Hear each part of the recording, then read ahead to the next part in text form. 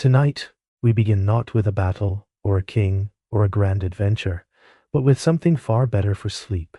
Snow at the window, firelight in the room, and a child growing so warm and drowsy that the world beside her begins, very gently, to change. Outside, winter has covered everything in silence. Inside, the fire has made a small island of gold around the hearth. A cat washes her kittens with solemn determination. A ball of wool lies half managed in a sleepy pair of hands. And Alice, tucked deep into a great chair, is not yet entering another world.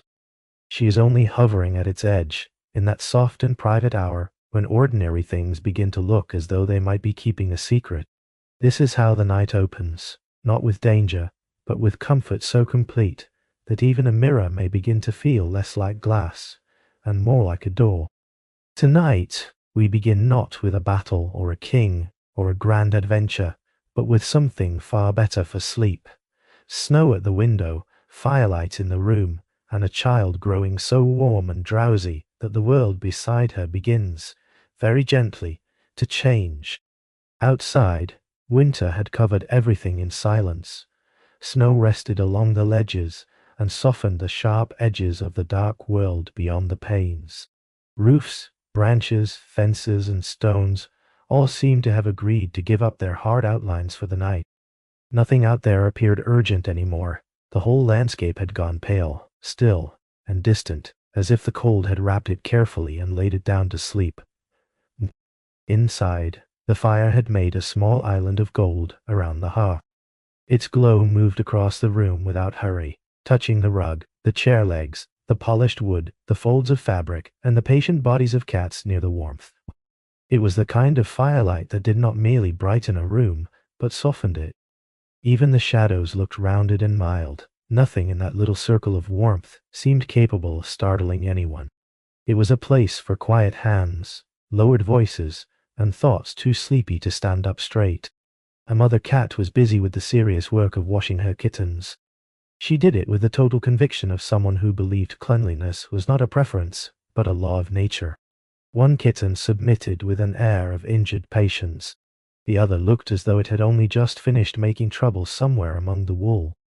There was something deeply reassuring in their small household drama.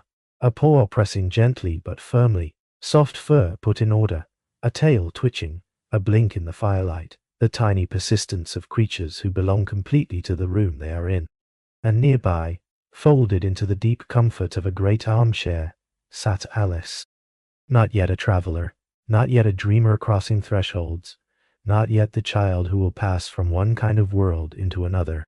For now she was only warm, sleepy, and full of the loose drifting thoughts that come at the end of a winter evening. A ball of wool rested in her hands, though it was not being managed especially well. Her attention wandered as often as the thread did. She watched the kittens. She listened to the hush at the window. She sank further into the chair, and every few moments she spoke, sometimes to the kittens, sometimes to herself, in that private bedtime voice children use when they are no longer entirely in the day, but not yet fully in sleep. It was not conversation in any ordinary sense. It was softer than that, a murmuring companionship, a small stream of thought wandering where it pleased, the kind of speech that asks for no answer, and yet somehow fills a room more gently than silence. Her words did not disturb the quiet, they joined it, they settled into the firelight, into the wool, into the soft domestic rhythm of the cats, until the whole room seemed to breathe in one slow, untroubled measure. If someone had looked in just then, they might have thought that nothing at all was happening. And that, in a way, was exactly the point, because the truest beginning of such a journey is not action, but atmosphere. Not an event, but a permission. A child must first feel completely safe before her mind will open the hidden door.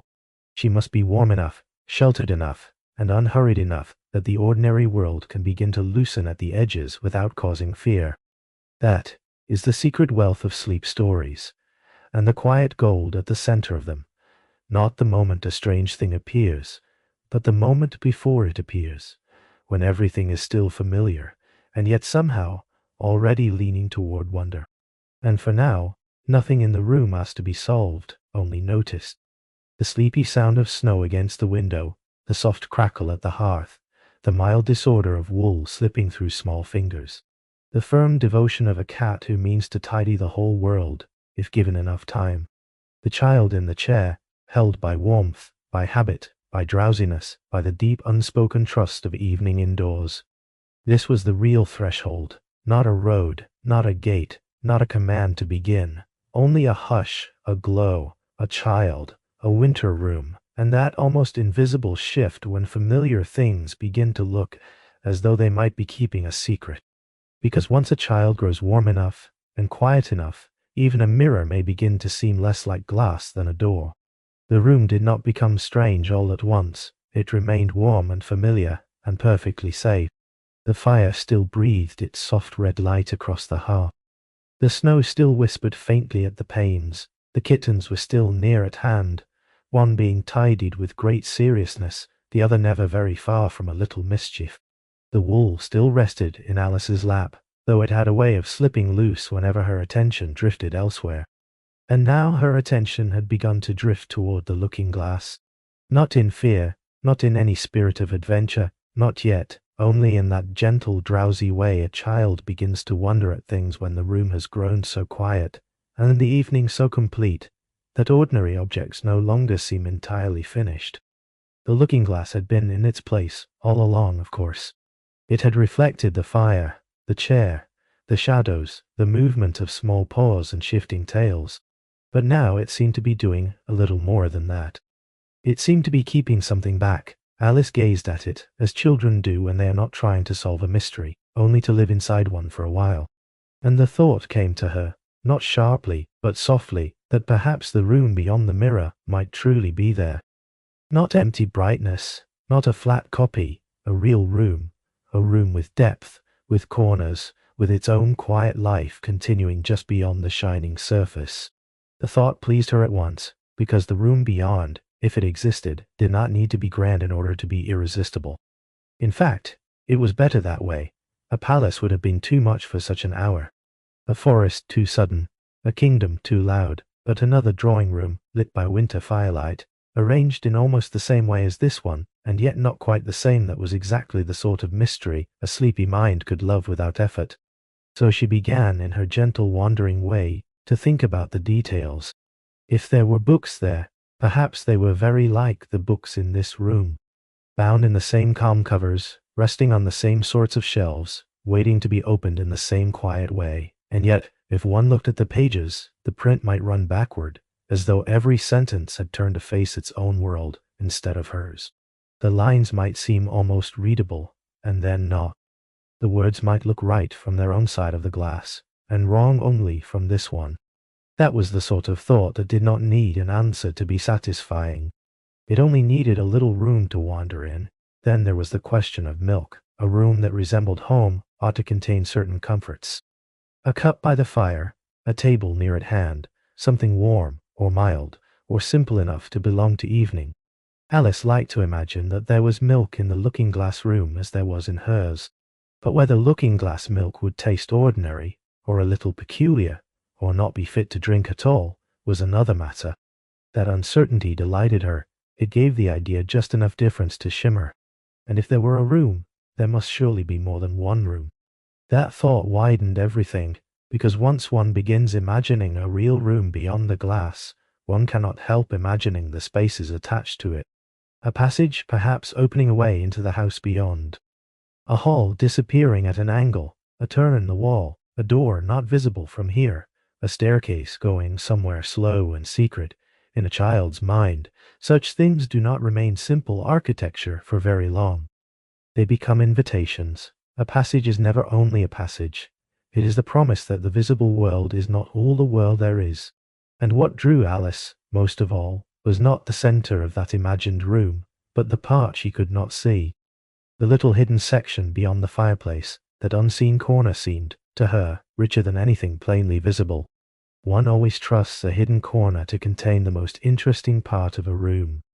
Not because it is dangerous, because it has been spared explanation. The eye cannot settle it, the mind must furnish it, and so it becomes softer, stranger, and somehow more alive than everything one can easily describe.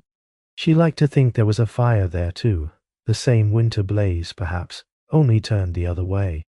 The same glow rising against the grate, the same red heart of warmth holding back the cold. Well, perhaps the shadows moved differently in that room, leaning where these shadows withdrew.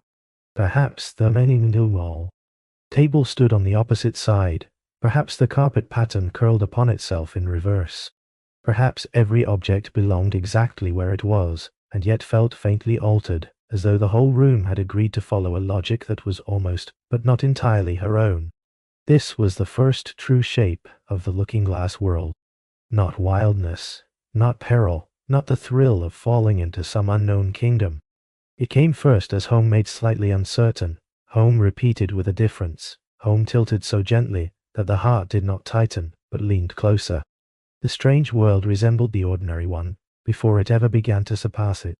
And because of that, curiosity could rise without any need for courage. So even the unknown was introduced as a variation on the known. A room lit by the same winter fire, only turned softly the other way. The beauty of that thought lay in its softness. Nothing was broken, nothing was lost. The room around her remained exactly as it had been. Warm chair, quiet cats, dim winter hush, slipping wool, low fire. Yet another possibility now lived beside it. The wall was still a wall. The mirror was still a mirror. And at the same time, neither of them felt entirely settled any longer. That is how bedtime wonder does its work. It does not burst in. It loosens the edges of familiar things. It allows a child to feel that there may be more in the room than the room first admitted. It lets ordinary household objects keep their comfort while quietly gathering mystery around them. A book may remain a book and still suggest another language. A cup may remain a cup and still seem to belong to another side. A hidden corner may remain unseen and yet become the most vivid place of all.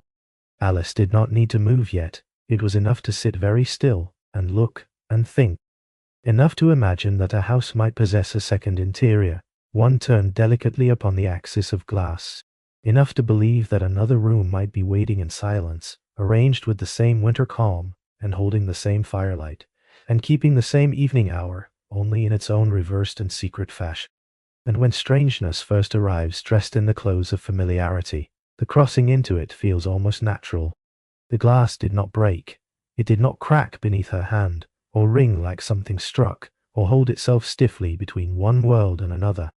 It did something much stranger and much kinder. It softened. At first it seemed only a trick of firelight, the sort of uncertain shimmer one notices when an evening has grown very still. The looking-glass no longer held the room with its former firmness. Its brightness loosened, its clear surface blurred at the edges.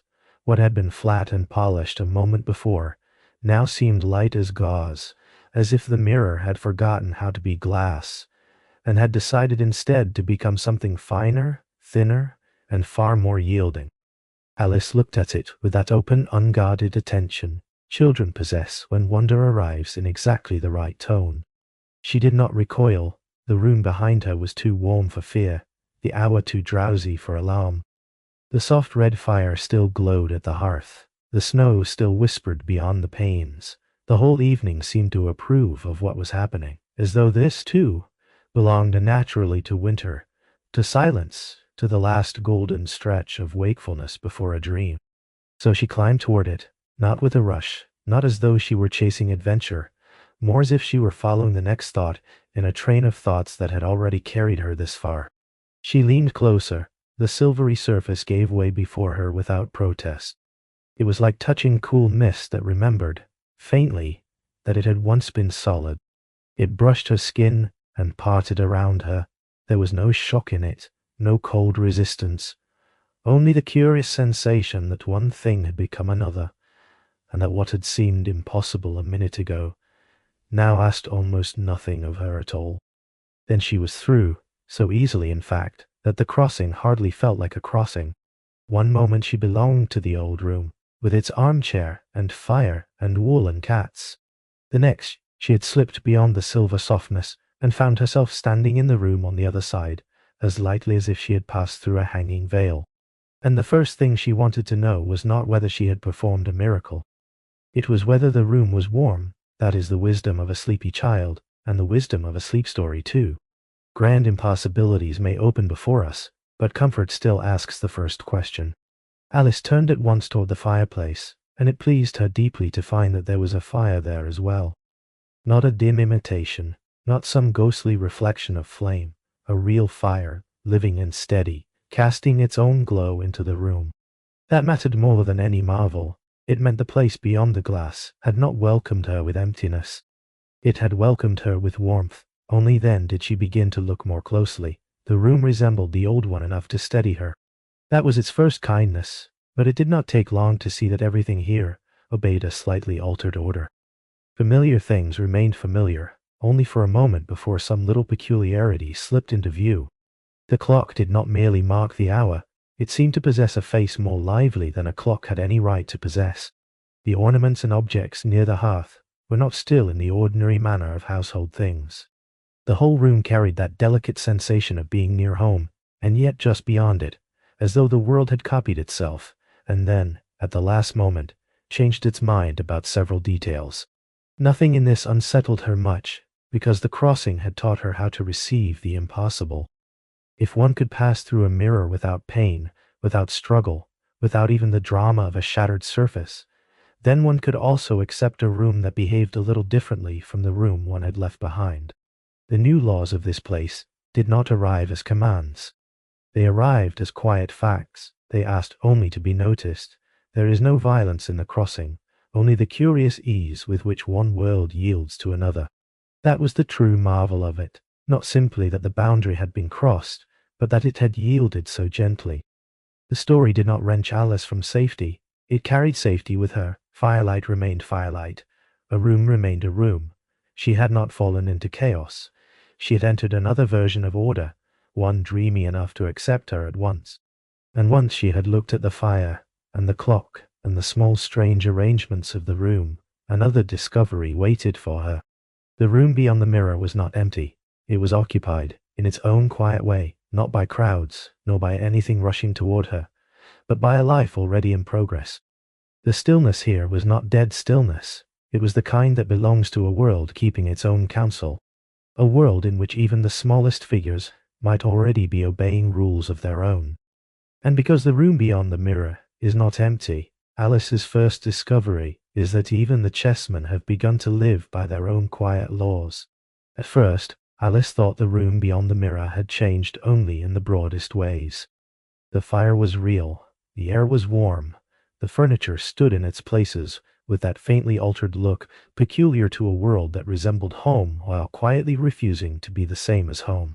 She had already seen enough to know that the crossing had been real, and gentle, and strangely easy. But as her eyes moved from hearth to table, from table to mantel, from mantel to the small arrangements of the room, she noticed something finer than all the rest. Something was stirring where stillness ought to have remained complete. It was not a curtain moving in a draught, nor the flicker of flame reflected in polished surfaces. It was smaller than that, more secret, more delightful. The chessmen had begun to move. Alice bent nearer at once, not in alarm, but in the perfect delight that belongs to the first sight of a tiny impossibility behaving as if it were entirely natural. They were no longer mere pieces waiting to be touched by a player's hand. They were occupied with themselves. One turned as though in answer to a sound too delicate for ordinary ears. Another lifted a little arm with royal concern. A third appeared to hurry, if such an important little figure could be said to hurry, in the direction of some miniature emergency. What charmed Alice was not simply that they were alive. It was the manner of their living. They did not romp or scramble like toys, suddenly set loose. They retained all the dignity of their painted stations. Their movements were full of tiny ceremony. Their alarm, whatever had caused it, was carried with great seriousness, as if kingdoms, laws, and catastrophes could all exist in a space no larger than the hearthrug. The White Queen seemed especially made of fluttering nerves and delicate urgency. She moved with the agitated grace of someone who felt everything at once. The White King, by contrast, had that slightly delayed majesty of a person who believes order ought to prevail, even while he is plainly not managing it very well. It was impossible not to love them a little. Their concern was so small in scale, and yet so complete in feeling. Every gesture looked both solemn and absurd. Every motion contained a kind of dream-sized grandeur. A honey. Queen could panic in inches. A king could preserve dignity while nearly losing his balance. And lonely. Because this was the looking-glass world. None of it asked to be questioned too severely. The nursery-rhyme had already taught Alice its first law. If a thing is gentle enough, and beautiful enough, and quietly certain of itself, then it may be accepted before it is understood. So she watched them with growing pleasure. A tiny court had awakened in the room. A tiny fear, a tiny fuss, a tiny royal confusion had taken hold among polished figures who in any ordinary world would never have moved at all. Yet here they lived by their own small customs. They seemed to know one another, to worry, to respond, to arrange themselves according to some order invisible to Alice, but perfectly sensible to them. And once she had seen that, she could no longer believe that the room was made only of altered furniture and warm firelight. It had an inner life. It possessed laws of feeling as well as laws of form. Even the smallest things were not merely placed here. They belonged here. Nearby lay a book. That too seemed fitting. A world with living chessmen ought not to speak in ordinary prose. When Alice turned her attention to the page, she found the writing at first bewildering, not because it was wholly foreign, but because it was turned away from her in the same courteous, secretive fashion as everything else in this room. The words looked wrong, until she understood that they were only reversed. This, after all, was a place that liked to offer itself sideways. One had to look at with patience. One had to let it come round gently into sense, and when it did, what came was not explanation first, but music. The poem seemed to enter the room like weather. Its strange names, its shining syllables, its curious creatures and half-lit dangers drifted through Alice's mind in the way dream language always does, not as something that insists on being pinned down, but as something that blooms in feeling before it settles into meaning.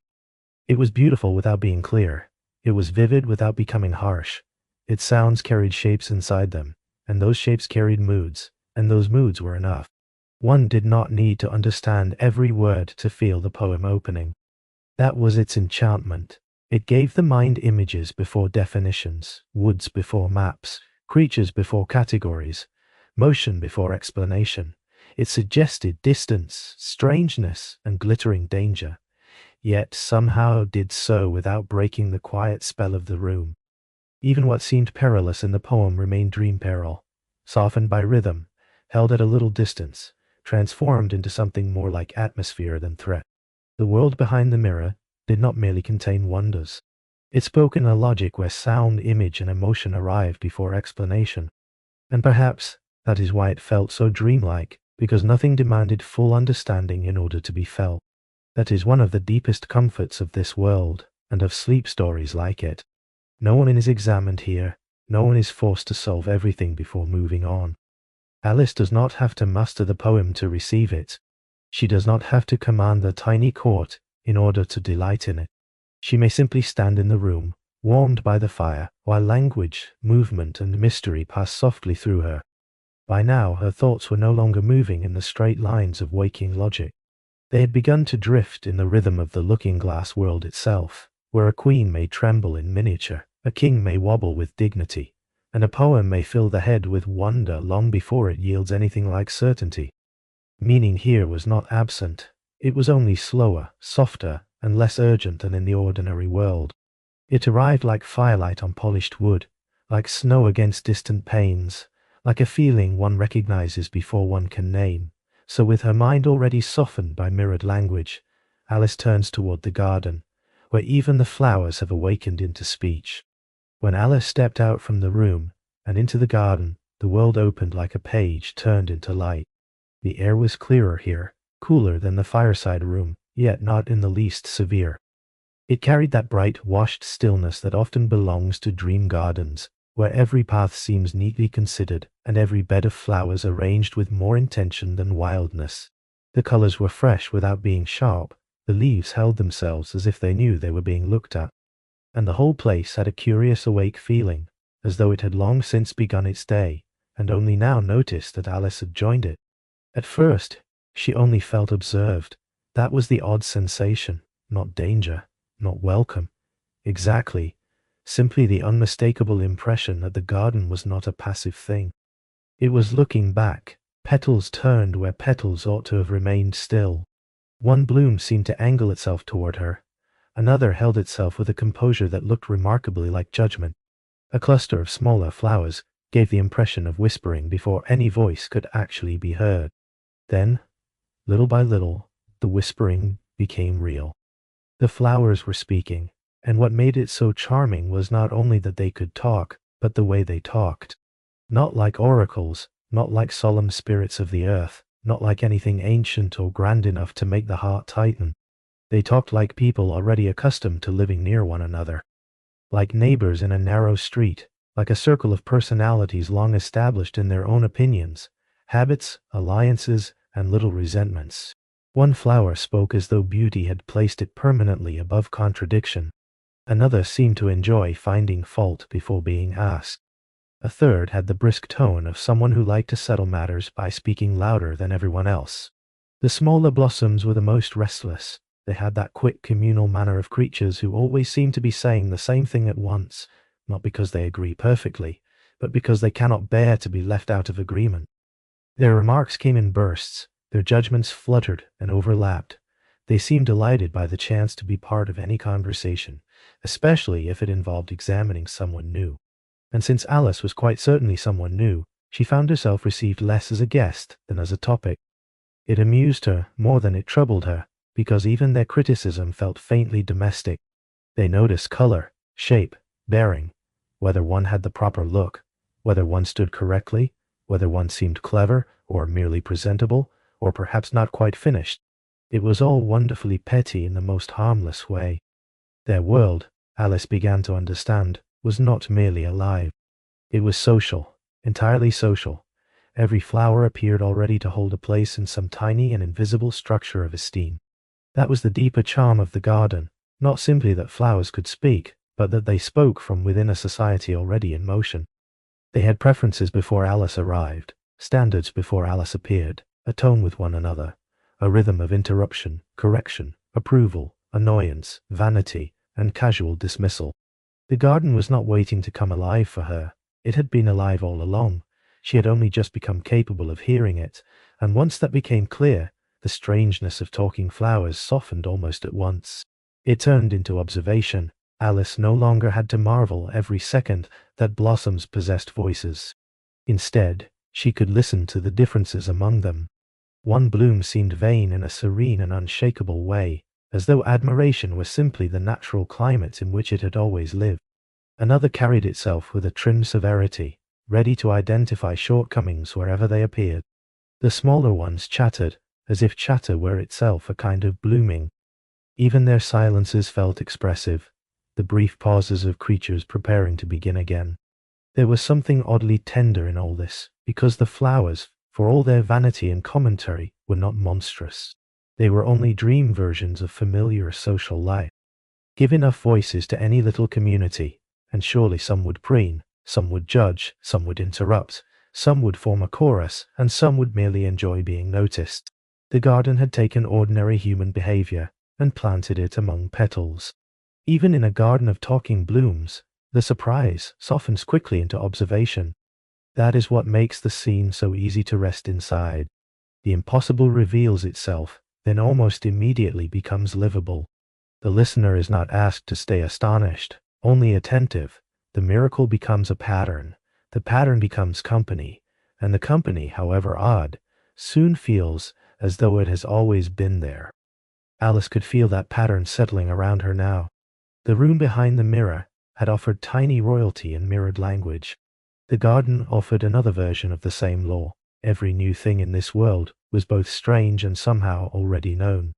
The flowers might speak, but they spoke with recognizable tones.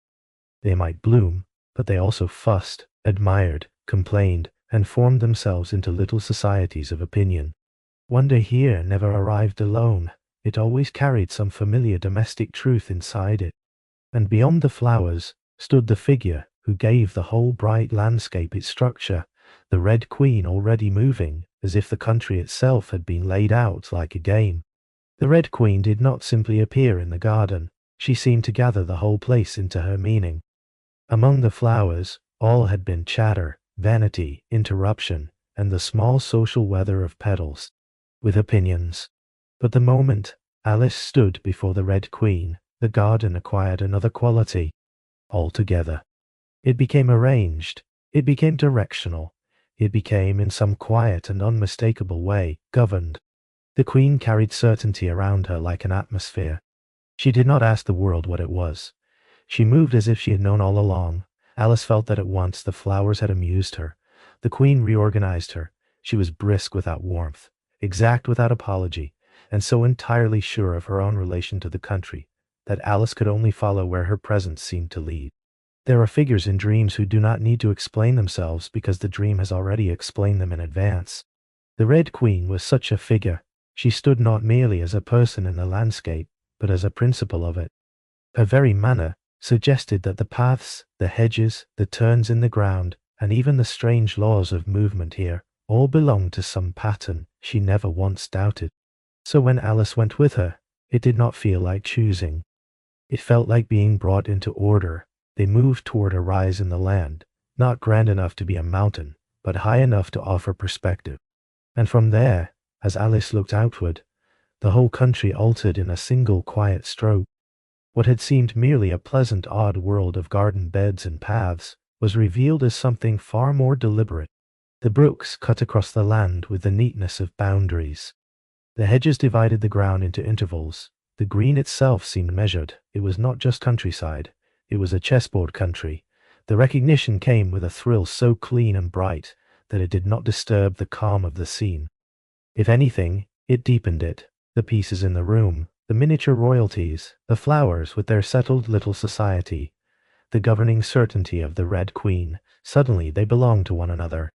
The world beyond the mirror was not made only of strange episodes.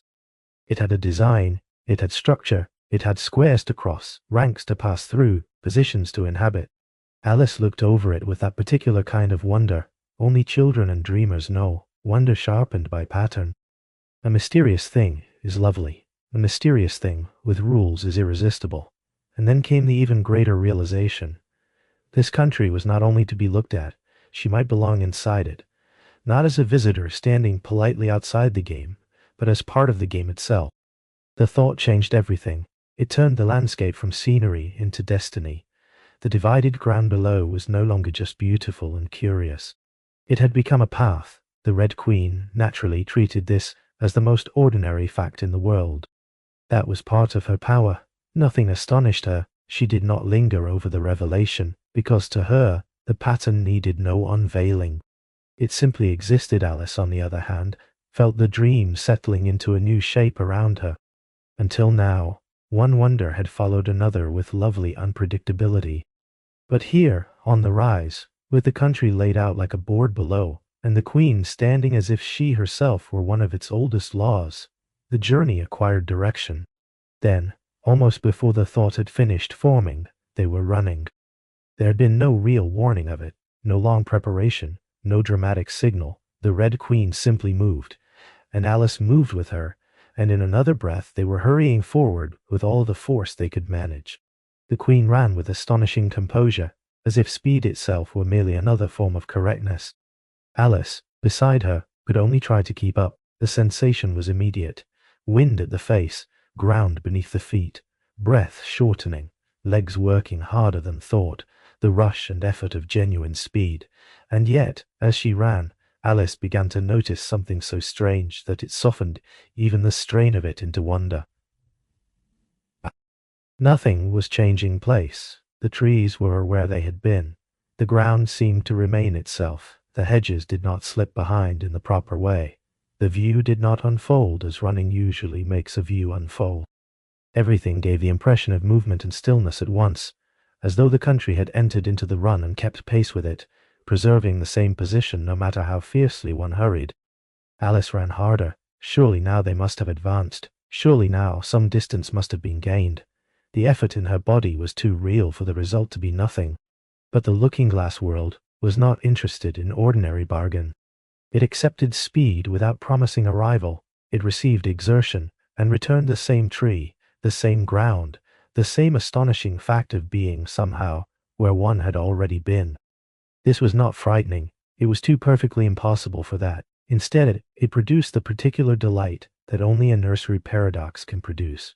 The mind startled awake for a moment, while the heart remains entirely untroubled. To run with all one's strength, merely to stay in the same place. What could be more absurd? And yet, once stated by the Red Queen with her complete authority, what could be more natural here?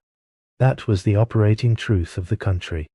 Movement did not guarantee progress. Progress required some other effort, some greater or different law than Alice would have expected in any ordinary place. The Queen delivered this not as philosophy, but as fact. Her certainty made the impossible sound almost practical, and that gave the whole episode its peculiar calm. The world was not misbehaving. It was only obeying rules from another side of reason. Still, even this impossible law is delivered like a nursery paradox, startling the mind without disturbing the heart. And that is why the scene settles so deeply in memory. It is one of those dream truths that feels larger than explanation and gentler than warning. The running is real, the effort is real, the bewilderment is real, but the emotional atmosphere remains curiously light. Alice is not being punished by the lore of the place. She is being introduced to it. By the time the running ceased, she had not become afraid of the country. She had become oriented within it. She now knew that this world could not be crossed merely by instinct.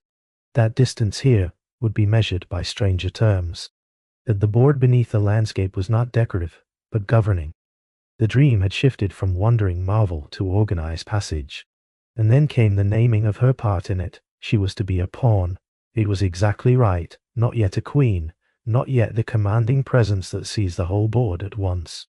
A smaller figure at the beginning of motion, close to the ground, placed in the lower squares of the pattern and asked to move onward through it, one crossing at a time.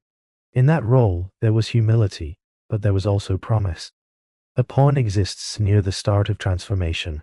Alice accepted it, as children accept such things in dreams, not because it had been fully explained, but because it felt immediately true. Now the country below was no longer simply visible.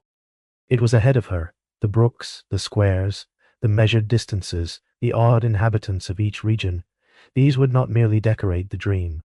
They would pace it, and once Alice is named a pawn and given her path, the dream settles into its deepest rhythm, crossing from square to square, wonder to wonder. The next part of Alice's journey arrived with the efficient absurdity that belongs only to dreams. There was no proper sense of boarding, no practical little interval in which she might have found a platform, a door, or a reason. One moment she was moving onward through the measured logic of the chessboard country, and the next she was seated inside a railway carriage, as if the dream had quietly folded distance in half, and placed her where she needed to be without troubling itself over the ordinary mechanics of travel.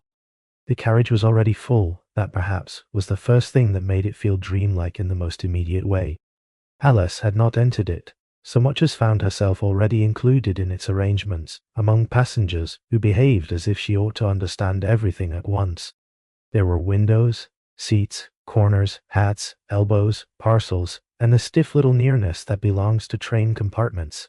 Yet nothing offered the comfort of familiarity for very long. Every ordinary feature had been touched by the same looking-glass rule that altered everything else. Recognizable, yes, but faintly ridiculous in spirit. Then came the demand for a ticket. The guard appeared with the solemn force of someone guarding not merely a train, but a principle. He leaned in with official concern, he examined, he expected, and at once the carriage seemed to wake around him into a chorus of agreement. Voices rose from every side, not in useful conversation, but in that overlapping, officious way a dream sometimes imitates authority until authority itself becomes comic. Alice had the strong feeling that every item in this place had been assigned a value. Not merely money, though that too seemed somehow involved, but a declared and excessive worth. Time sounded costly. Smoke sounded costly. Even the business of speaking appeared to carry a formal importance beyond all reason, as if words were stamped, weighed, measured, and charged before they could be allowed to pass from one mouth to another. It was bureaucracy softened into nonsense, or nonsense dressed in the neat little coat of bureaucracy. And because everyone spoke as if the absurd were perfectly proper, the absurdity only deepened. The guard examined Alice with far more seriousness than the moment deserved. The other passengers, or perhaps only their voices, joined in with the strange unanimity of dream logic, offering remarks that sounded official and foolish in equal measure. No one seemed surprised by the rules. No one appeared troubled by how little sense that the rules made. That was part of what kept the scene gentle. Alice was not being threatened by the carriage. She was being surrounded by its complete and ridiculous certainty. So she endured it in that calm, bewildered way she had already begun to learn from the looking-glass world. A little confused, a little amused, not entirely secure in the meaning of anything, and yet never sharply afraid. The whole episode moved with the compact, comic pressure of a dream trying on the costume of public order. Tickets mattered, values mattered, measurements mattered, but none of them held still long enough to become truly practical. They remained suspended between rule and nonsense, and because of that, the nervous system never had to brace. It only had to float, then as quickly as the carriage had formed around her, it loosened. The windows, the crowded compartment, the guard, the chorus, the whole atmosphere of certified confusion faded with the easy lack of ceremony that governs so much in this world. The dream did not announce the transition. It simply performed it. The enclosed space opened. The heavy little pressures of the carriage gave way to outdoor air. And Alice found herself once more beneath the sky, the country around her, the episode already passing behind like a ripple dissolving into the next. Near her hovered the gnat, large enough to be undeniable, and yet somehow not alarming. That was the marvel of it. In another kind of story, such a creature might have been made into a threat at once. Here it carried an entirely different feeling. It seemed curious, private, almost companionable in its strangeness. Its presence settled beside Alice rather than pressing upon her. And when it spoke, it did not do so in a grand or booming way. Its voice seemed to belong close by, almost at her ear, like the sort of small drifting lecture one hears not with effort, but with surrender. So Alice listened. The gnat spoke of insects and names, and the odd relation between what things are called and what they truly are. At first, the subject seemed almost playful, only another one of the looking-glass world's delicate jokes. But as the creature continued, the conversation took on a softer and more meditative air. In the ordinary world, names feel secure. They keep things in place. They help one say what a creature is, what a person is, what belongs where. Yet here, even names seemed to have loosened slightly at their knots. The gnat reflected on them with a sadness so light, it was almost tenderness. A thing might carry a name, and still not be fully held by it. A label might be attached and yet fail to explain. The categories Alice had known all her life began to feel less solid in this place, not in a frightening way, but in a drifting way, as if words themselves were no heavier than seeds in the air. Insects became not only creatures but ideas. Identity became something one could speak of without quite enclosing it. And because the gnat's voice remained so mild, the thought entered softly. Not as a challenge, not as a stern philosophy, more like a veil settling over certainty. Alice could feel, without quite deciding it, that the world ahead might not allow names to stay fastened as firmly as they did at home. That one might know a thing, and yet lose the word for it. That one might remain oneself, and still feel the ordinary labels sliding gently out of reach. It was a comic thought, and then a wistful one, and then simply part of the air. And because the dream never pauses long enough to harden into fear, each absurdity passes into the next like ripples crossing water. The train, ridiculous as it was, had already begun to feel distant. The guard and his solemn nonsense, the chorus of voices, the exaggerated values laid upon smoke and time and speech, all of it now seemed to have prepared the mind for this quieter uncertainty. Language had become slightly unreliable. Meaning had become a little lighter. The gnat, hovering near, seemed less to explain this than to murmur it into being. And from there, the dream was ready for one of its strangest and gentlest places of all, the wood where names themselves can no longer stay attached. The wood received Alice so quietly that she scarcely knew the moment she had entered it. There was no sharp border, no dark threshold, no sudden change dramatic enough to announce itself. The path simply carried her beneath the trees, and little by little the brightness thinned. The air grew cooler, the light turned green and soft and secretive, the open country behind her seemed to fall away without protest, and in its place there came a hush so complete that even her own footsteps sounded gentler than before. It was not a frightening wood, it was too mild for that, too sheltered, too still. The branches seemed not to crowd together, but to lean inward in quiet agreement. The ground was soft with leaf shadow, the air held the faint woodland sweetness of bark, moss, and growing things hidden under stillness. Nothing here pressed upon her, nothing rushed. The whole place felt as if it had been waiting a long time without growing impatient. And yet, almost as soon as she went under the trees, something began to loosen. Not the world itself, the world remained exactly there. Trunk, leaf, path, branch, light, shade.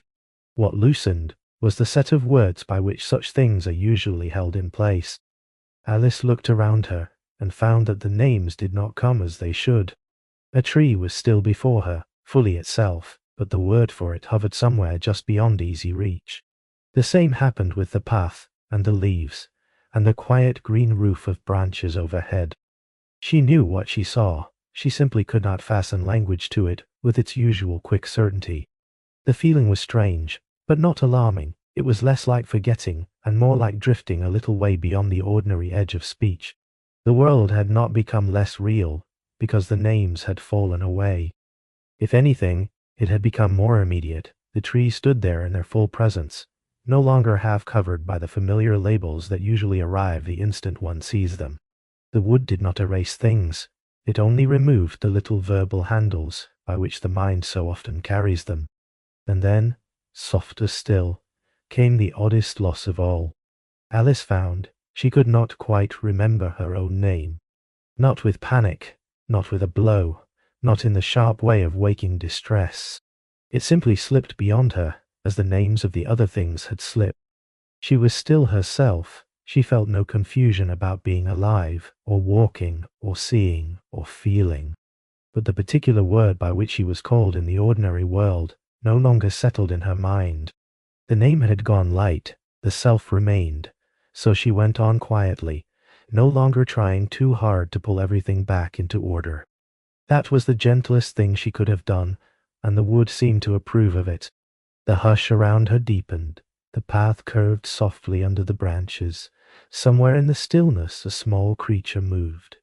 Not noisily, not enough to startle, only enough to remind her that she was not alone in this green and nameless place.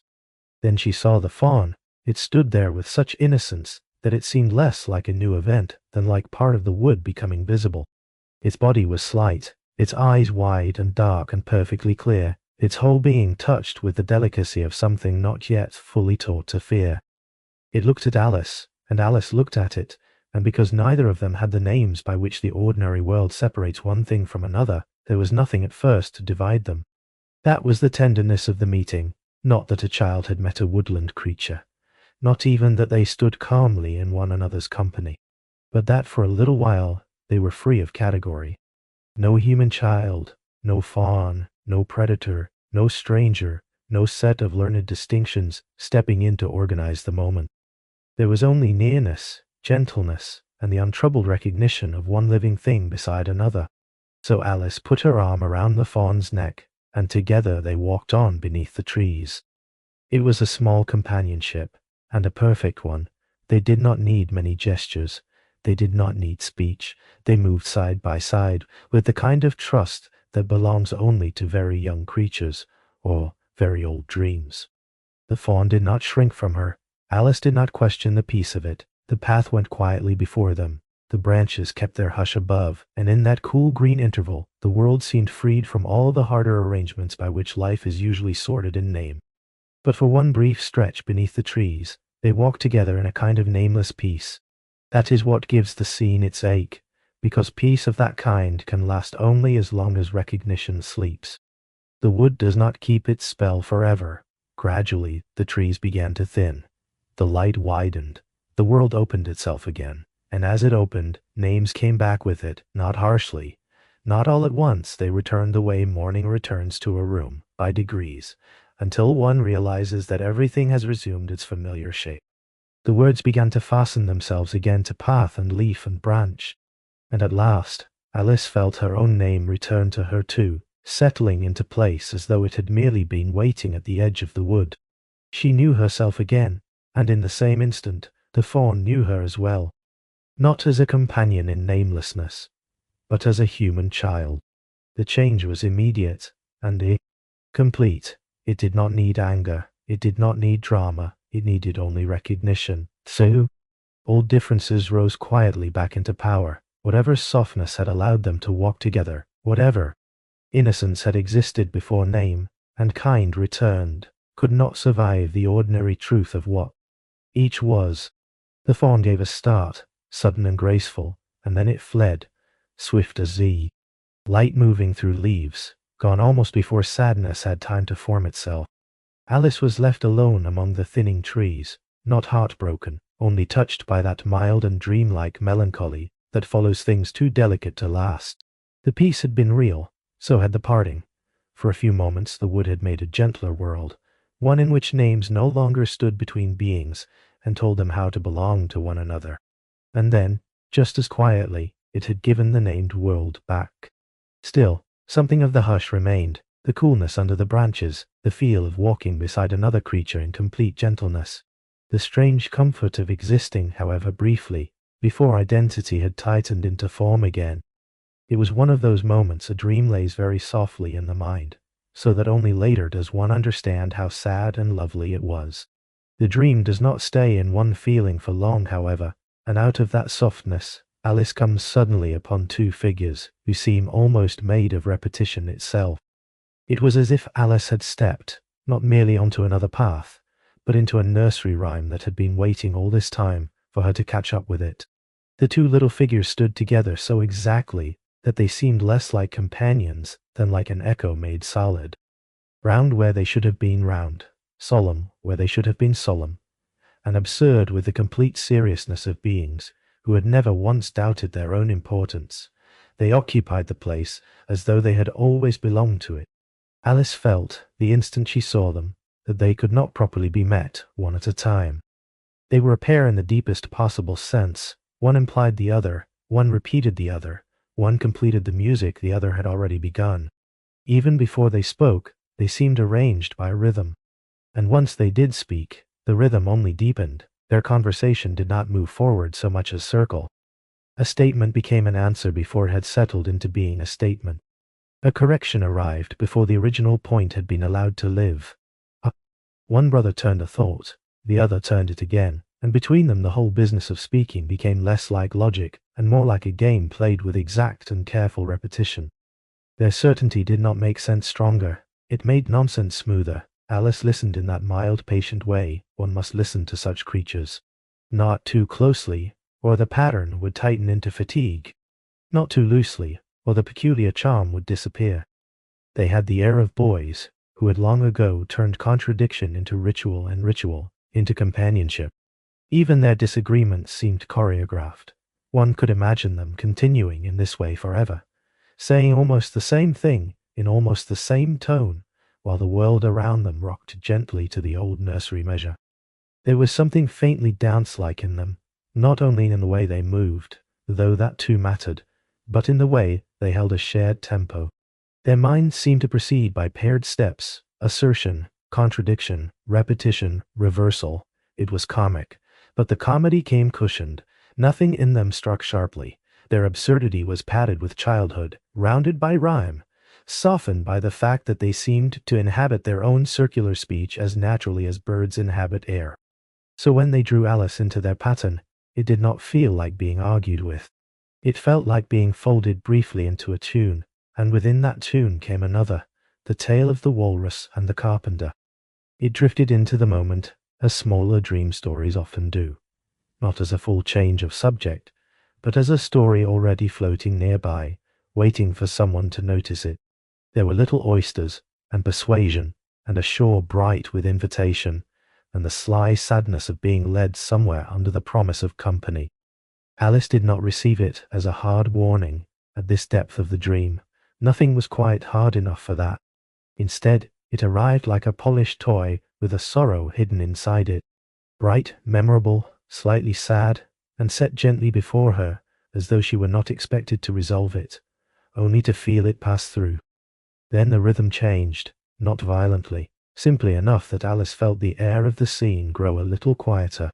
The brothers brought her to where the Red King slept. He lay there with the helpless seriousness of someone entirely absent from the world, and yet somehow still holding it together. There was something faintly ridiculous in the sight, as there often is in sleeping kings, and yet that only made what followed more curious. He did not stir, he did not speak, he remained lost in his own deep sleep, while the two brothers, in their looping, sing-song way, placed a thought before Alice that once heard could not be entirely put away again. What if she were only a part of his dream? The question did not come dressed in thunder. It came dressed in nursery logic. That was what made it linger. Had anyone spoken the same thought in a grave voice, it might have fallen too heavily upon the moment. But here it was given to her by two creatures who seemed made of repetition, paradox, and childlike ceremony. So instead of frightening her outright, it unsettled her in the gentlest possible fashion. It became less a threat than a loop of thought, turning quietly in the mind. If the king dreamed her, then perhaps her own sense of being real was not the final answer she had assumed it was. Perhaps the dream had not simply opened before her. Perhaps she had opened inside it. This was the first major hidden loop of the whole journey. Until now, Alice had moved through the looking-glass world as though she were the one receiving its marvels. The room had changed. The flowers had spoken. The chessboard country had spread itself beneath her. The wood had loosened names. But all the while she had remained, in some quiet way, the observer at the center of the experience. Here, for the first time, the center shifted. The dream seemed to turn its face back toward her and ask whether she was outside it at all. Suppose the king woke, what would become of the dream? And what would become of her? The question was too curious to dismiss and too soft to answer. It hovered where the best sleep story questions hover, not in the sharp part of the mind that demands resolution, but in the gentler part that is content to hold uncertainty like a warm object in the dark. Alice did not lose herself to terror. The world did not collapse. The brothers did not suddenly become sinister. Everything remained wrapped in that same childish ceremony of pairings, repetitions, and sing-song assurance. Yet even this unsettling possibility is wrapped in such childish ceremony that it passes not as terror, but as a question left resting in the listener's lap. That is why the moment stays, not because it explains anything, but because it refuses to. The Red King goes on sleeping. The brothers go on being themselves, two little loops of rhyme and contradiction, standing at the edge of a much larger mystery than they seem able to understand. And Alice goes on too, though now she carries with her a thought that was not there before, that the dream may be dreaming her in return. And from that quiet loop of uncertainty, she wanders onward into another region of the looking-glass world, where time itself has begun to lose the habit of moving in only one direction. After the circular certainty of the Red Queen and the nursery loop unease of the sleeping king, the next figure Alice met seemed made almost entirely of disarray. The White Queen did not enter the dream with command. She entered it in a flutter. She appeared in a state of such visible disorder that Alice's first feeling was not awe, nor even curiosity, but the immediate domestic impulse to help. Her shawl sat badly. Her hair had gone the wrong way in several places at once. Pins seemed to have gathered upon her person with far more enthusiasm than skill. She looked like someone forever in the middle of becoming properly arranged, and never quite arriving there. Beside the composed briskness of the Red Queen, she was all feeling, all interruption, all fragile confusion held together by habit and thread. And perhaps because of that, Alice felt softer toward her at once. There are characters in dreams who astonish by their power, and others who win the heart by their helplessness. The White Queen belonged wholly to the second kind. Nothing about her suggested mastery. She had the air of someone forever surprised by the world, forever trying to keep pace with it, and forever finding that the world, or her dress, or time itself, had slipped a little out of hand again. So Alice did what any kind child in such a moment would do. She helped. There was the shawl to be set right, the pins to be adjusted, the general untidiness to be softened into something more manageable. And in all of it, the scene took on that wonderfully intimate and household quality the looking-glass world so often returns to when it wishes to remain strange without becoming harsh. The encounter was not driven by action in the heroic sense. It was driven by care, by small corrections, by the nearness of one person trying with patience to make another a little more comfortable in her own clothes. The White Queen received this help, not with dignity, but with emotion. That too made her dearer. She seemed grateful and distressed almost at once, the way certain very gentle souls are grateful and distressed by nearly everything. Her feelings moved quicker than her orderliness. Her thoughts seemed forever one step out of time with the moment she was living in. And when she began to speak more fully, Alice discovered that this was not merely a feature of her temperament. It was a feature of her world, for the White Queen lived in time, as if time had been threaded backward through the eye of a needle. She spoke of remembering things before they happened, not as a philosopher might speak, with solemnity and abstraction, but as if she were mentioning some tiresome domestic fact that one simply had to accommodate. In her manner, the impossible was never grand. It was housekeeping. It was inconvenience. It was the sort of thing one sighs over while straightening a shawl, or frowning at a pin. And because she spoke of such things so calmly, Alice could not help listening with the same calm attention. The White Queen's memory, she suggested, did not work only in the ordinary direction. It moved ahead as well as behind. She could remember what had not yet occurred, and feel now what would only later be properly caused. In a harsher story, such an idea might have been made chilling. Here, it was merely bewildering in the gentlest way. It belonged to a mind already so easily troubled that the paradox itself became tender rather than severe. Then came the odd little examples that fixed the idea in the memory. Punishment before crime, bleeding before the pinprick, a cry before the hurt. The White Queen did not deliver these paradoxes as cleverness. She lived inside them. That was the difference, and the softness of it. The world had not become abstract in her presence. It had become personal. If she cried before the pin went in, it was not to prove a point. It was because the whole order of cause and consequence had shifted under her feet so completely that she could no longer inhabit time the way sturdier people do. And beneath all her confusion, there is something almost soothing in her helplessness, as if the world's impossible rules have left her permanently in need of kindness. That is why the scene never hardens into pure nonsense. The White Queen gives the looking-glass paradoxes a heart. Through her, the dream reveals that its strange laws are not only curious patterns, but lived conditions. A world tilted backward is not merely witty, it is difficult. It leaves shawls undone, thoughts tangled, feelings arriving too early and explanations too late. The impossible, in her keeping, becomes domestic vulnerability. And then there was the matter of jam. It came in the same tone as everything else, half practical and half absurd, spoken as though one were discussing the ordinary management of a pantry. Jam tomorrow, jam yesterday, but never jam today. The phrase had the polished brightness of a line made to endure, and Alice felt its logic at once, and not at all. That was the pleasure of it. The White Queen stated it with complete conviction, in the mild and injured tone of someone quoting a household rule that had never once been fairly appreciated. And in this world, because the world leans the wrong way, the rule had its own perfect crookedness. Jam might belong to the future, jam might belong to the past, but the present remained oddly unprovided for, like a table forever being set just before or just after one sat down to it. Even comfort here obeyed paradox. Even sweetness had been arranged according to a timetable no ordinary child would willingly accept. Yet, because it was spoken in such a domestic register, it passed not as deprivation, but as another small absurdity in a long chain of absorbable impossibilities. Alice, for all her puzzlement, remained patient. That patience is one of the quiet strengths of the journey. She does not master the White Queen's logic. She does not need to. It is enough that she stays beside her, listens, helps where she can, and recognizes the gentle distress that lives beneath the absurdity. The scene is not really about solving time.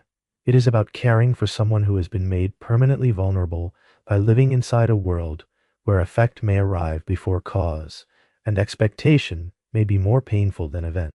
The White Queen, unlike the Red, makes the dream feel frail.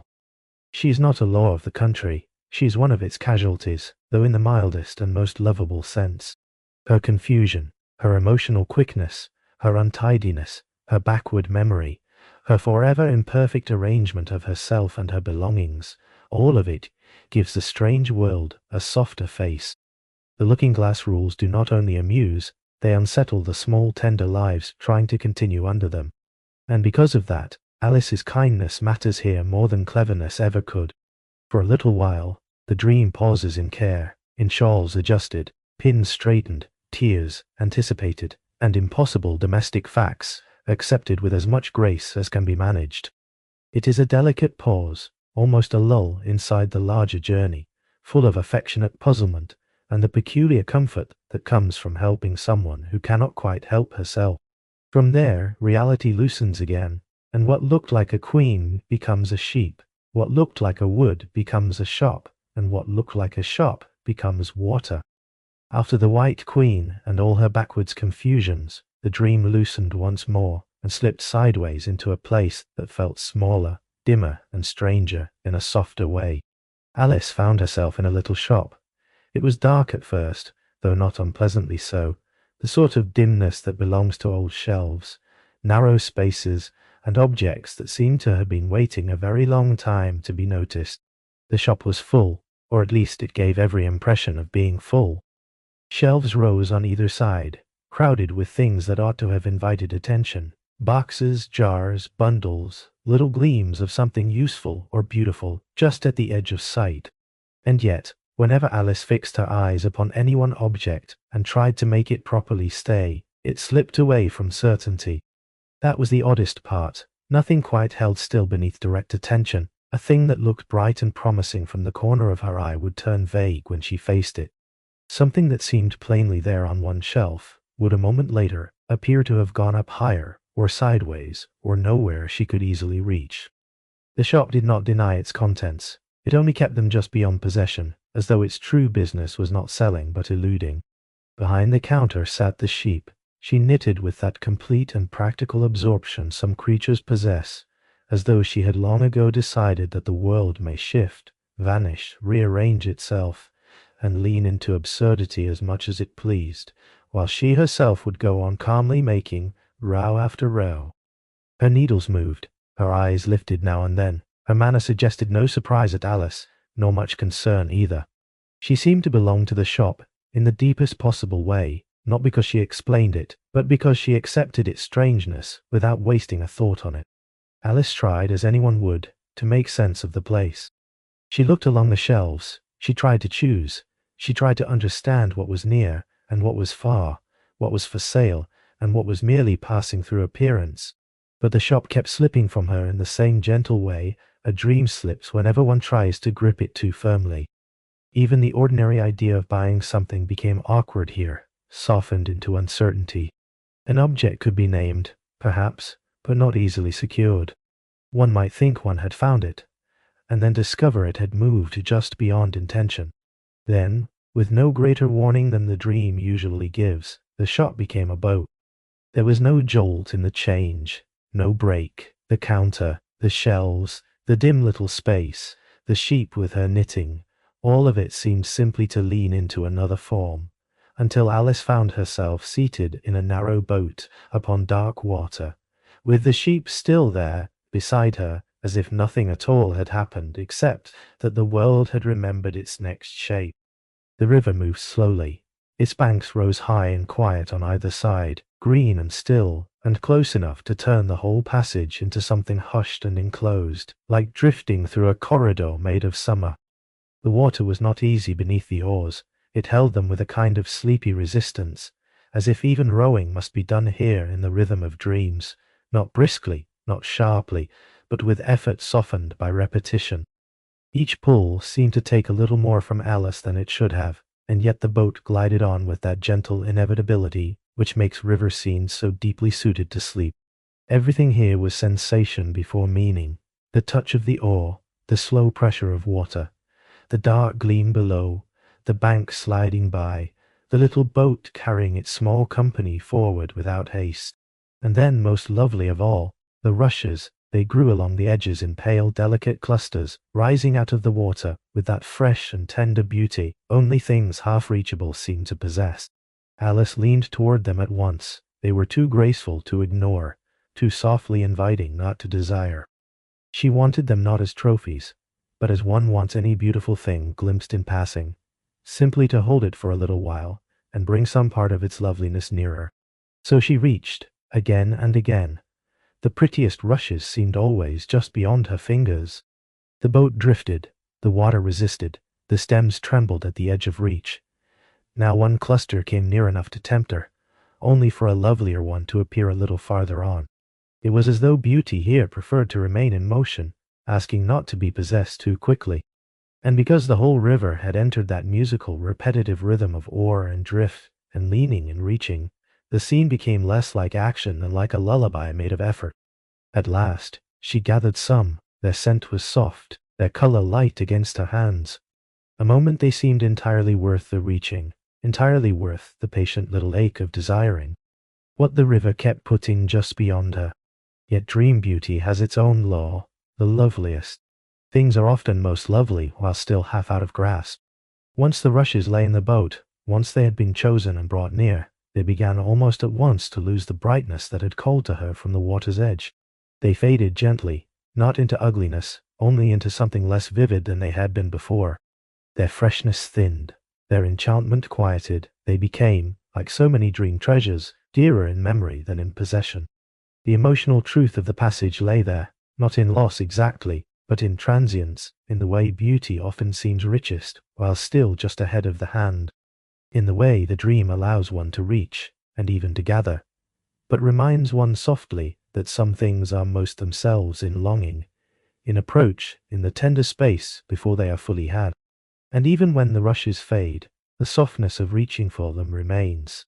That softness stayed with Alice, as the drifting carried her onward, through water dark and reed light, and the fading perfume of what had seemed so beautiful when it was still a little way off. And at the far end of that gliding episode, another figure from rhyme waited for her, though at first she saw only an egg set impossibly on a shelf.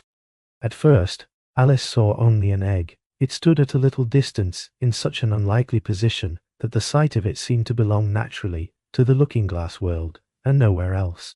Perched where no ordinary egg ought ever to remain balanced, it appeared both perfectly absurd and perfectly self-assured, as though it had chosen the place deliberately and expected the rest of creation to accept the arrangement without comment.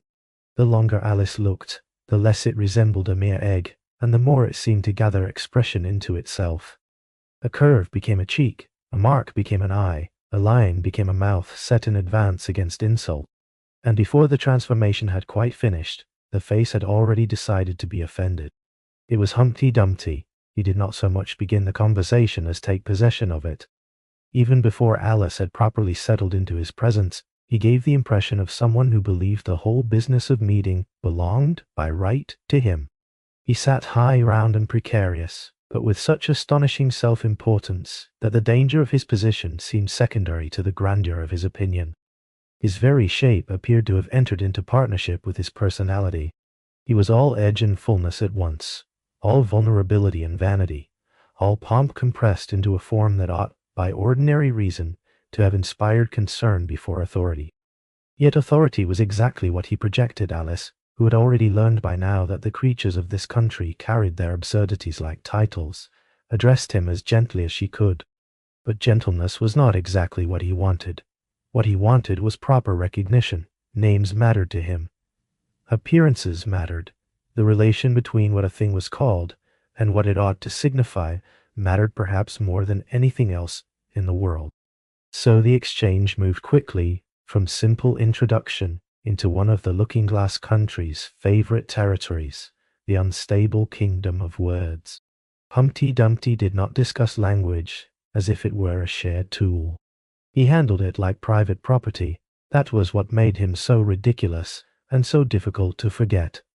He spoke with the theatrical confidence of someone who had never once doubted that definition itself should bend to personal convenience. A name, in his view, or to suit the thing that bore it. A word, once spoken by the proper mouth, ought to mean exactly what that mouth intended. The ordinary looseness by which language allows misunderstanding seemed to offend him almost as deeply as any personal slight. One had the feeling that if he could have marched through the world assigning meanings by decree, he would have considered it no more than his natural right.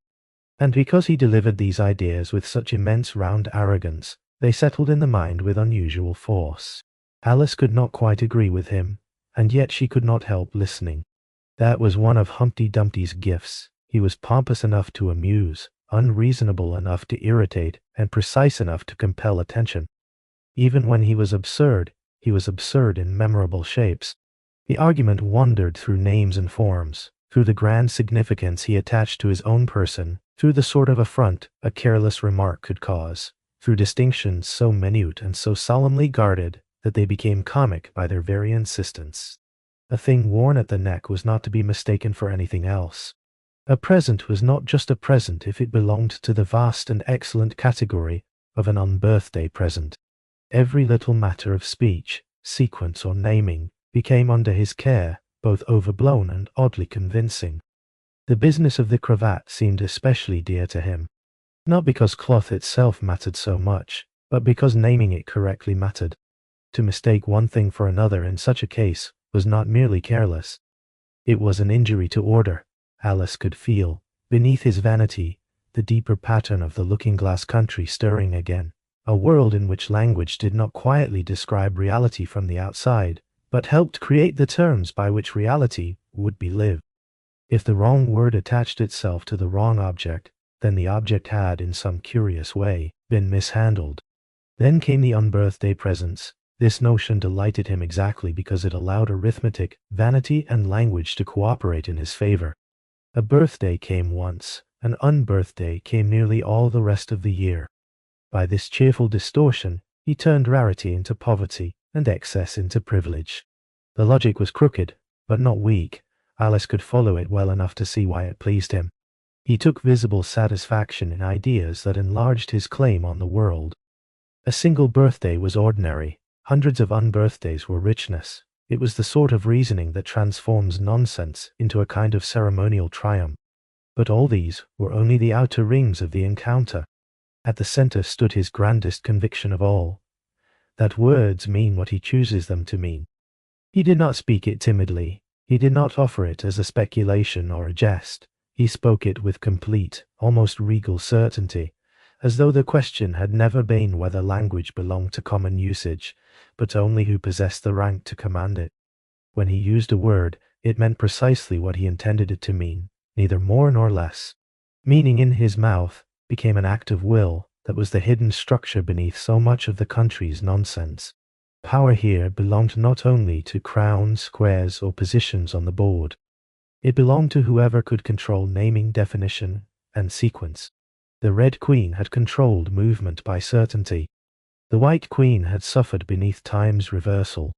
Humpty Dumpty sought mastery by taking hold of the words themselves.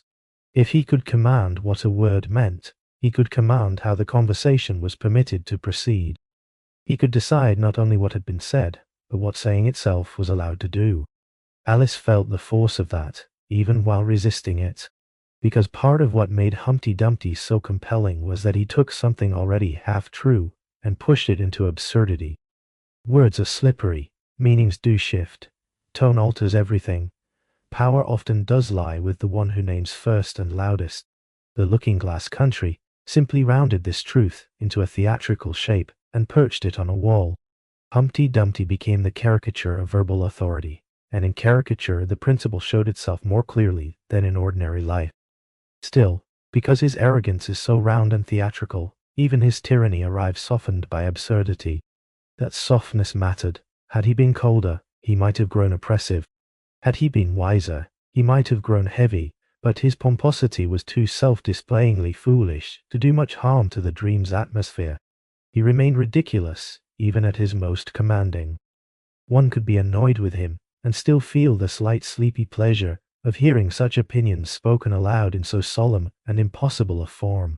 He belonged exactly where he sat, on the brink of toppling, yet somehow convinced that the world itself rested on the correctness of his vocabulary.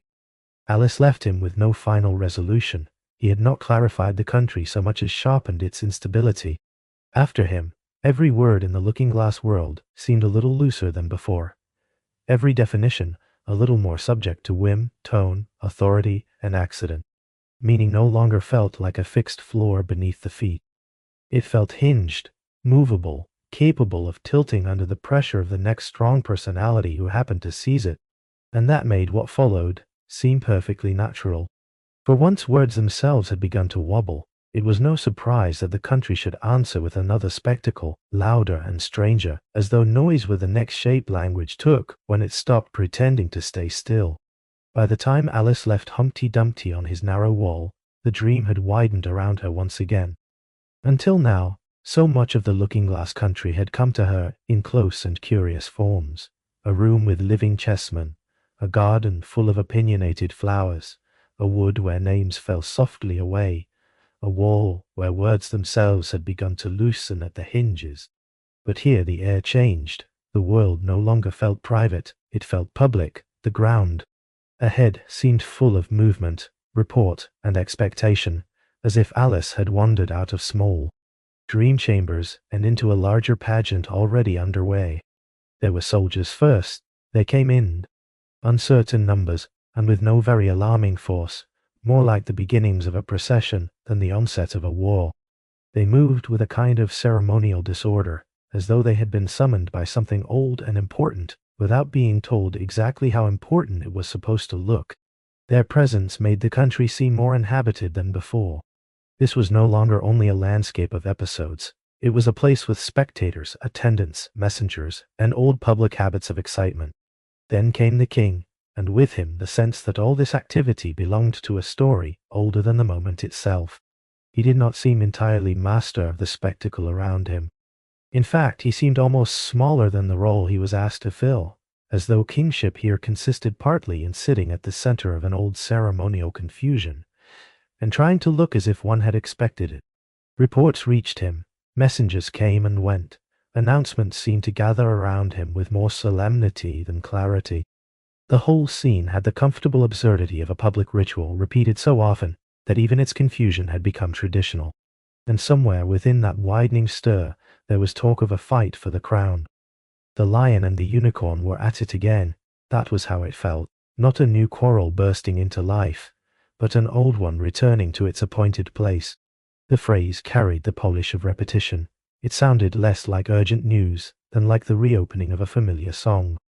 Alice had the feeling that this contest belonged to the country in the way weather belongs to a season. It had happened before. It would happen again. The creatures involved were not simply themselves. They were roles in a nursery myth that the world seemed obliged to perform from time to time. When she saw them at last, they did indeed look grand. But even in their grandeur, there was nothing sharp enough to trouble sleep. The lion seemed broad and heavy with that great tired majesty old symbols acquire from having represented themselves for too long. The unicorn shone with singularity, elegant and improbable, yet no more truly dangerous than a crest embroidered on ancient cloth. Both creatures felt less like beasts, in a fresh conflict, than like figures from an old rhyme, obliged once again to step into motion because the country had reached the part where they always must. That was what kept the whole spectacle gentle. Its scale was larger than anything Alice had yet seen, but its emotional force was softened by repetition and verse. The lion and the unicorn did not seem driven by blood or hatred. They seemed driven by custom. They were taking part in a public absurdity everyone already knew. Around them, the country gathered in that same spirit. Soldiers came, messengers darted. The king received reports with anxious formality, and still the dream remained protected by the old, padded unreality of nursery performance. The strangest thing was how comfortably food and fighting lived beside each other. Bread appeared, cake was discussed, refreshment entered the scene with the same matter-of-fact importance as combat, as though no public clash for the crown could properly continue without pauses for ordinary nourishment. That contrast made everything feel even more dreamlike. Great creatures contended, the crowd stirred, yet somewhere in the middle of it all, there was always the question of what was being handed round. What had been cut, what ought to be offered, what belonged to the ceremony simply because public nonsense, like any long day, eventually requires a little feeding. This was not battle in the waking sense. It was ceremonial chaos. Noise rose, but not a cruel noise. Movement increased, but never enough to turn harsh. The whole episode had the broad comic scale of a town gathering for a spectacle it half believed in and fully expected to see. Alice stood in the midst of it, not as someone endangered, but as someone admitted into the public side of the dream, where rhyme had become culture and nonsense had matured into custom. That was the real widening of the world here. Until now, the looking-glass country had shown her strange beings one by one. Here it showed her a whole society, arranged around old absurdities. It had its repeated dramas, its witnesses, its messengers, its giant heraldic creatures, its bread and cake and reports and official bustle. The dream no longer felt like a chain of private curiosities alone. It felt inhabited from edge to edge by nursery myth, still being acted out.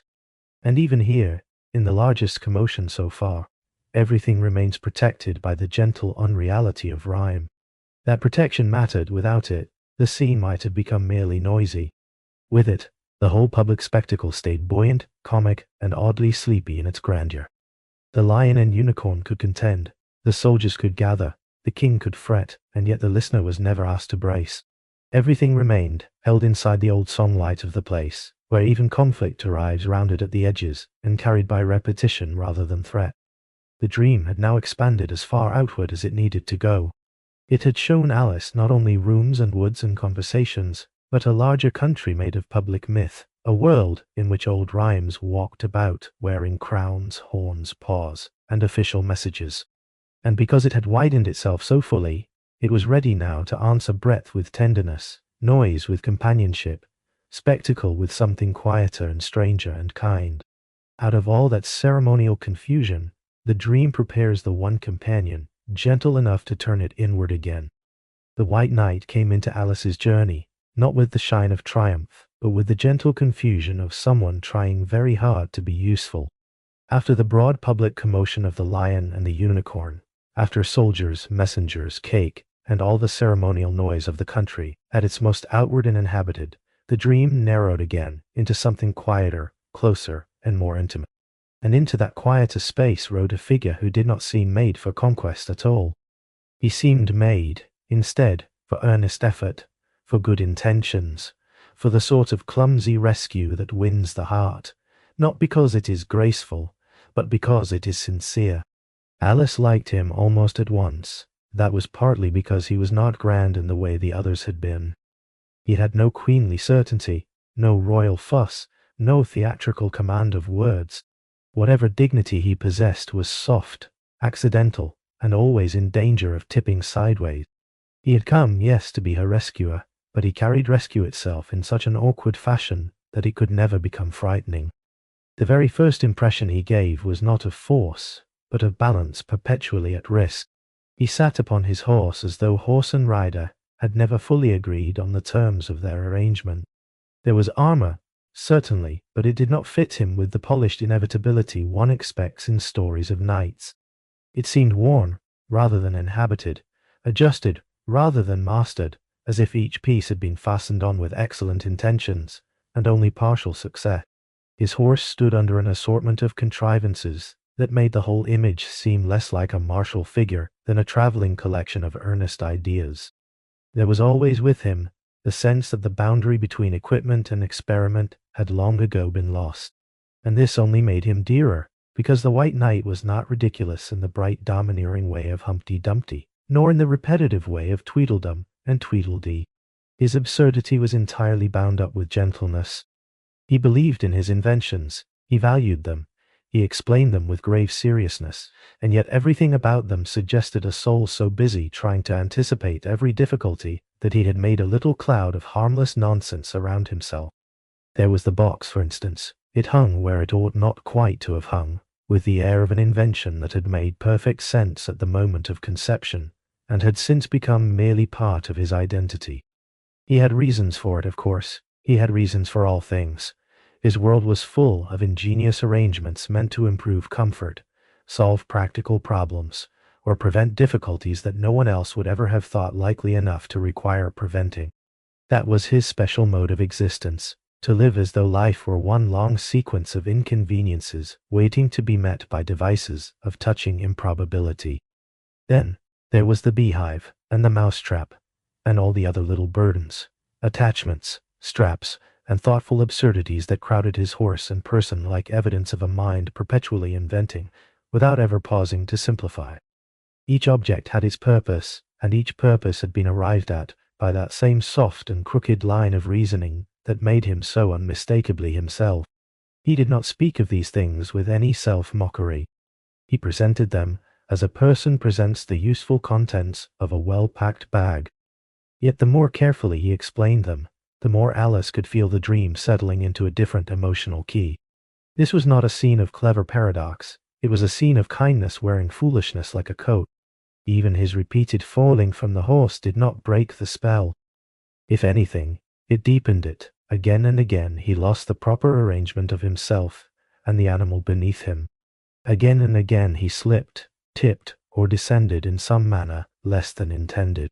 But each fall carried no violence with it, only a kind of patient inevitability, as if the earth had entered into a familiar agreement with him and waited kindly for his return. He took his misfortunes with such grave persistence that they became almost tender to watch. He was not ashamed of his awkwardness, he was simply subject to it, and because he never stopped trying, Alice could not help feeling protective toward him. That was the secret of the White Knight. He reversed the ordinary logic of rescue. Though he had come to guide and protect her, something in his manner made one want to steady him in return.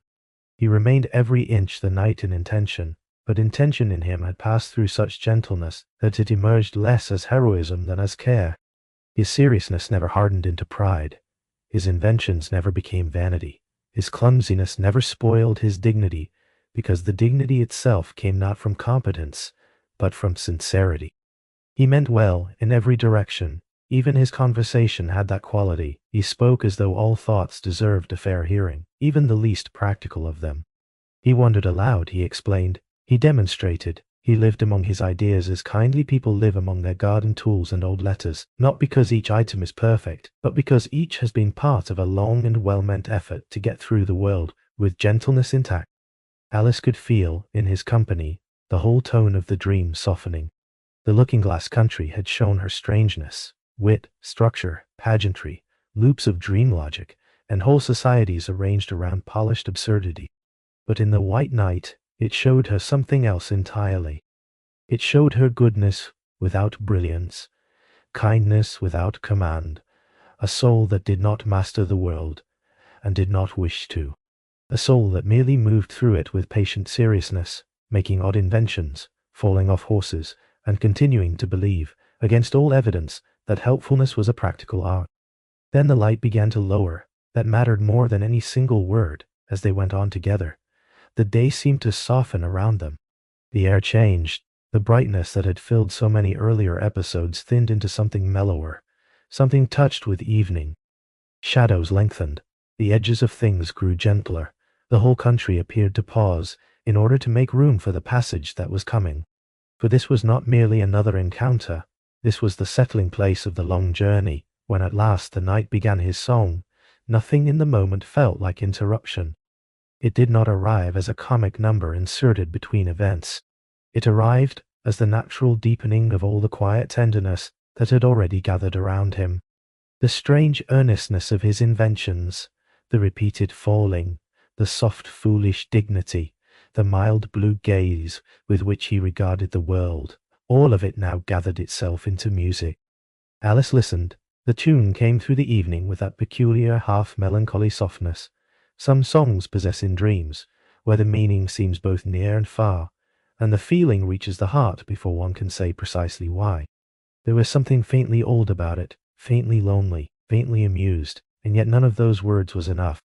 The song belonged to the hour, to the lowering light, to the trees and shadows, to the knowledge not yet spoken, but already present, that companionship itself was nearing its natural end. The knight sang as he did everything else, seriously, kindly, a little awkwardly, without irony. That was what made it beautiful. Had he been more polished, the song might have become performance. Had he been more clever, it might have tilted into wit. But he gave it with the same open sincerity he gave his inventions and his attempts at guidance. The result was not brilliance, it was something rarer in a dream like this. It was emotional truth, resting in a foolish form and becoming, because of that very foolishness, more touching than any display of artfulness could have been. The evening seemed to hold still around the music. The sun sank lower. The light touched his armor and made it glow softly rather than shine. The horse, for once, seemed content merely to stand and belong to the moment. The shadows of the wood lengthened behind them, and Alice, listening there at the edge of the next crossing, received the song not as something she needed to understand line by line, but as one more of the dream's deep laws, that sadness may remain gentle, that absurdity may remain kind, and that the most foolish figure in the landscape may carry its most human tenderness. The White Knight was not the cleverest soul in the country. He was not the strongest, he was not the sharpest, he did not govern, define, command, or astonish in the manner of queens and riddling creatures and grand symbolic beasts. He was simply good, and that goodness altered the dream more deeply than cleverness ever had. Through him, the looking-glass world became briefly human in a new way. Not because it stopped being strange, but because strangeness no longer stood at the center of the feeling. Kindness did, the dream, for this little while, ceased to be about rules, reversals, and wonders alone. It became about being gently accompanied by someone who meant well, even when he wobbled, even when he fell, even when his ideas leaned more toward invention than toward success. And perhaps that is why this is the figure Alice remembers most clearly, because kindness glows longer than cleverness in a fading dream. By the time the song was done, the whole journey seemed to have slowed around its own heart. The White Knight had not solved anything for Alice. He had not explained the country. He had not made her road less strange. What he had done was better suited to such a journey. He had accompanied her with tenderness. He had filled the late hour with soft companionship. He had given the long dream a human warmth that would remain after sharper things had blurred. So when at last he brought her to the brook, the moment felt less like arrival than parting. The water ahead did not glitter with triumph. It waited quietly, as crossings do near the end of dreams. The night could go no farther. One felt that not as a rule of the country alone, but as a truth of feeling. Some companions belong only to a certain stretch of the road. Their task is not to finish the journey for us, but to accompany us until the journey has become bearable, and perhaps even dear. Alice stood beside him there, at the edge of the brook, with the light fading and the song still somewhere in the air. And the crossing that followed, because of him, would feel less like achievement than like the quiet end of a long companionship. When Alice crossed the last brook, the change came over her so quietly that for a moment she hardly knew it had happened at all. There was no great announcement, no gathered music, no pause in which the country seemed to draw breath and say that now, at last, she had arrived. She only stepped forward, and then became aware of a new weight resting upon her. It was not a feeling first, but a heaviness, a pressure above the brow, a downward gleam. The crown was already there. It sat upon her head with the complete certainty of dream objects, which never seem to travel from one place to another, but simply become present at the exact instant they are needed. It was golden and solid, and surprisingly heavy, and yet the sensation it gave her was not triumph. If anything, it made the world feel more unstable than before. The nearer she came to queenship, the less the country seemed inclined to settle itself into order. That was the first oddity of being Queen Alice. Nothing grew clearer. The Red Queen and the White Queen were with her almost at once, as if they had only been waiting for the crown to appear before resuming their places at either side of her. And instead of granting her calm or dignity, they began at once to trouble the moment with questions, reversals, corrections, tests, and all the brisk impossible business by which the looking-glass world always greeted what should have been simple. One asked in the sharp tone of certainty, the other drifted in with softness, confusion, and backward logic. Between them, Alice did not feel enthroned so much as examined. Arithmetic refused to remain arithmetic. Etiquette no longer behaved like etiquette. Even the plain matter of speaking, answering, and sitting where one had been put, became uncertain under their supervision. A question might twist before it reached its end. A rule might reverse itself before Alice could obey it. Numbers could be set before her not as facts but as traps. Manners no longer guided one safely through a scene, but seemed almost designed to make one falter in it. Still she tried. That was what kept the whole episode comic rather than cruel. Alice never ceased, trying to make sense of the nonsense, to answer where an answer seemed possible, to remain civil where civility itself had become unreliable. But the more earnestly she tried, the more the dream showed her what kind of coronation this truly was. Coronation in this world did not produce mastery, it produced maximum unreality. The crown had not placed Alice above the dream, it had placed her at the point where the dream itself grew too full to hold its own shape. The queens, instead of assisting her into power, hurried her onward into a state of brighter and brighter instability, until at last the whole business widened into the feast. The feast was waiting, or rather, the form of a feast was waiting. A table, a hall, an arrangement of guests, dishes, places, servings, courtesies, and ceremonial abundance. It had all the outward signs of celebration, yet from the first glance Alice felt the faint trembling of things that were only pretending to be fixed.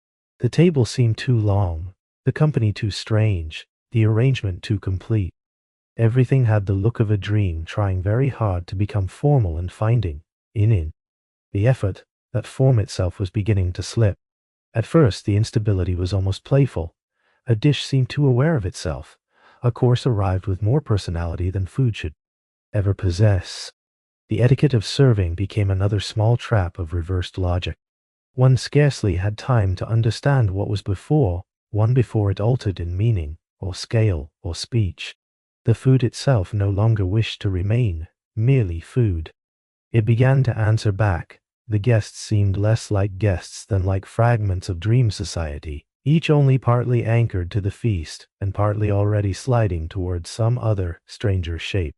Then the whole thing began to loosen at once. This was not collapse in the waking sense. It was the way a sleeping mind lets go of structure when it has stretched one form as far as it can bear. The dinner, the hall, the guests, the dishes, the rules, the courtesies, all of it became increasingly unstable, as though every image had grown too thin and too conscious of itself to continue pretending to be ordinary. Talking food, shifting places, guests who no longer seemed quite the same from one moment to the next. Ceremony unraveling into comic overwhelm, the feast became the fullest expression yet of the looking-glass world's great law. The nearer one comes to rule, the less the world behaves as though it can be ruled. And because dream logic can only stretch so far before it loosens completely, the feast begins to unravel in exactly the way a sleeping mind might. That was why the scene remained curiously gentle, even at its most chaotic. Nothing in it sharpened into nightmare. The unreality itself protected Alice. The dishes, the guests, the crowded absurdities, all remained too theatrical, too nursery strange, too dream softened to become truly harsh. The nervous system did not need to panic. It only needed to recognize that the dream had reached its furthest point of expansion. Alice could bear no more of it, not from terror, but from that bright and weary frustration which comes when everything has become too unstable to stand. The crown had brought no peace. The queens had brought no clarity. The feast had dissolved all form into chatter, spectacle, and impossible interruption. So at last, her instinct was not to command, but simply to reach. And because every great dream must eventually turn back towards smallness, she reached not for the table, nor the crown, nor the hall, but for the Red Queen herself. So at last, in frustration more than fear, Alice reaches for the Red Queen herself, and the whole elaborate world begins to soften back into something smaller. The Red Queen did not break in Alice's hands. She softened. The sharp little sovereignty of her began at once to diminish. The outline grew less exact.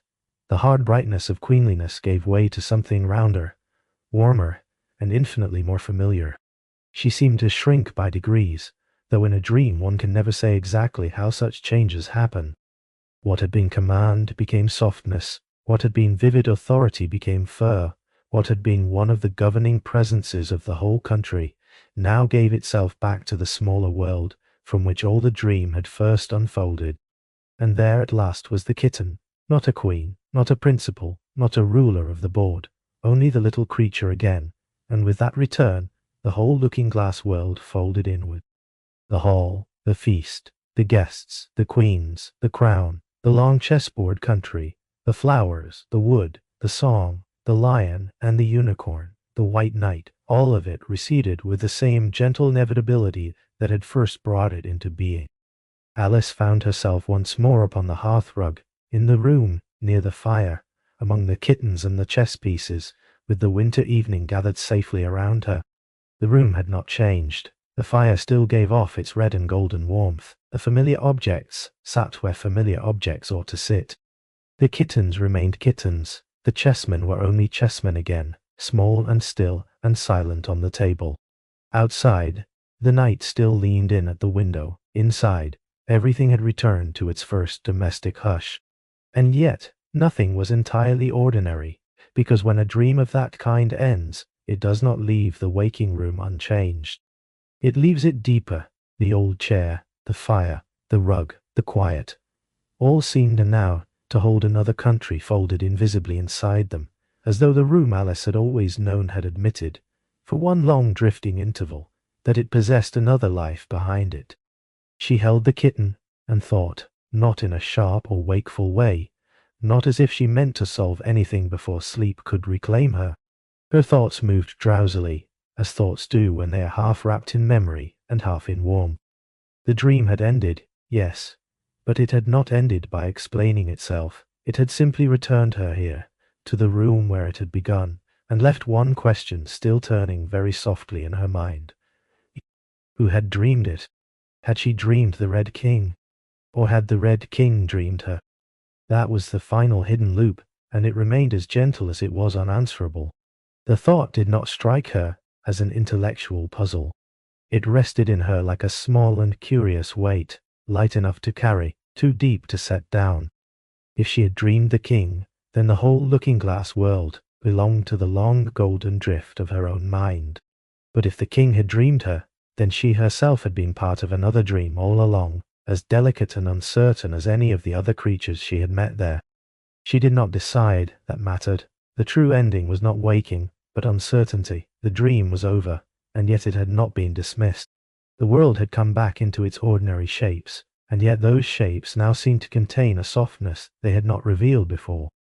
The kitten purred, the chess pieces sat quietly in their places, the firelight flickered over everything with the same steady warmth. But the hush that remained was no longer only the hush of evening indoors. It was the hush of having drifted somewhere beautiful, and returned without losing the feeling of it. And perhaps that is the gentlest ending of all, not certainty, but the sense of having drifted somewhere beautiful and come back carrying only its hush. Alice let the thought remain where it was. The Red King, the kitten, the room, the game, the dream, all of it could rest together without being forced into an answer. That is one of the great mercies of sleep stories. They do not always close by shutting the mind. Sometimes they close by opening it just enough to let one final wonder float there, slowly, softly, until wonder itself becomes drowsiness. And then there is the last poem, not a flourish, not a final display, a downward current, the feeling of evening light laid over memory, the sense of children bending close to hear a tale, the sense of summer and winter touching through dream, the image of life itself as a long golden drifting, beautiful not because it can be pinned down, but because it cannot. The poem does not answer the question, it lowers it into silence, it lets it become part of the same stream that carries all the other images gently away. Life, it seems to say, may itself be no more than such a drifting. A firelight, room a child half asleep, a journey through wonders, a return, a question left shining very faintly in the dark, and with that thought, the voice can do what the dream has been doing all along, soften, slow, and let the listener drift the rest of the way down into sleep.